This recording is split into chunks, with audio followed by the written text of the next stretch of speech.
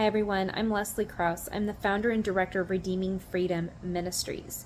And lately there's just been a lot of flurry in the house of the Lord as he has been cleaning house. He's been exposing some things. He's been setting things to rights. He's been putting his house in order. And as Redeeming Freedom, we have been walking alongside the Lord in that season. And it's been hard. There's been a lot of broken hearts. There's a lot of disillusionment. There's a lot of pain that comes from this process, but the pruning process of the Lord is a manifestation of his love. It's something that's beautiful. He loves us, therefore he prunes us. And this is a time that we should actually be embracing and working with the Lord on. And so I invite you into that process with us. I invite you to embrace what the Lord is doing, to partner with Jesus Christ, and to firmly set our face toward reformation. That the ministers of the gospel, our teachers, our leaders, that they should walk in the purity and the wholeness of the Lord. That there is integrity in the church again. That we don't, the Lord doesn't move his line of holiness just for our comfort. We're at Redeeming Freedom, we're not going to do that either. We are not going to move the line of God's holiness so that some of us can live in comfort with our sin. That is not the purpose of God's grace. God has given you his grace to overcome the sin in our lives, not to just manage it. And so at Redeeming Freedom, we firmly believe in leaders of integrity, and we are not going to compromise on this. And so therefore, it has come to my attention, unfortunately, that one of our ministry partners has not been walking in a manner worthy of his calling. Recently, there are just some things that have surfaced and been exposed.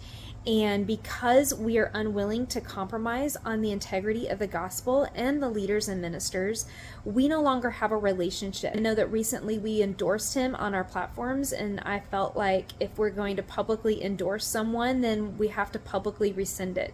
And so this is my message to you, that we no longer have a relationship with Believers Authority International. And he has stepped aside from all ministry. He is now getting some help and some healing. He's on his own journey of healing and freedom, and we bless that. But we no longer have any partnership with him or his ministry. And I just want to reaffirm to you once again that when it comes to ministers of the gospel, we are required to stand on two legs. The right leg is the character of Jesus Christ, and the left leg is the power of Jesus Christ. And without one or the other, we are lopsided and unbalanced. A gospel without character does just as much damage as a gospel without power. We must have both. We must represent Christ on this earth, and that means that we represent him in spirit and in truth, in integrity and purity, because he's called us to be holy as he is holy, and he's empowered us with his supernatural grace to do that. And so we believe that Jesus Christ is not just coming back for a church that's forgiven, but a church that's living free and healed. And so we're partnering with the Lord in what he's doing. But I just wanted to send you this quick message to let you know where we stand. If you have any questions, you're welcome to reach out to me at office@redeemingfreedom.org. I answer all those emails. It'll come straight to me, and I'd be happy to answer any questions that are necessary. But I felt that our family needed to be updated with this news and our position. We are not going to compromise on the gospel of Jesus Christ.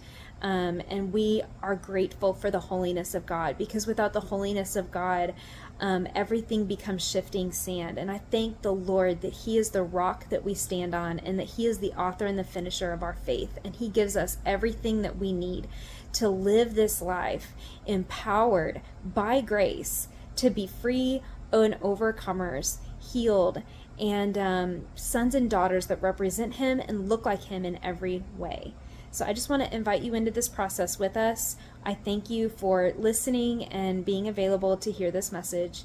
Again, we don't despise this process of the Lord. The pruning process is just as beautiful as the season of harvest.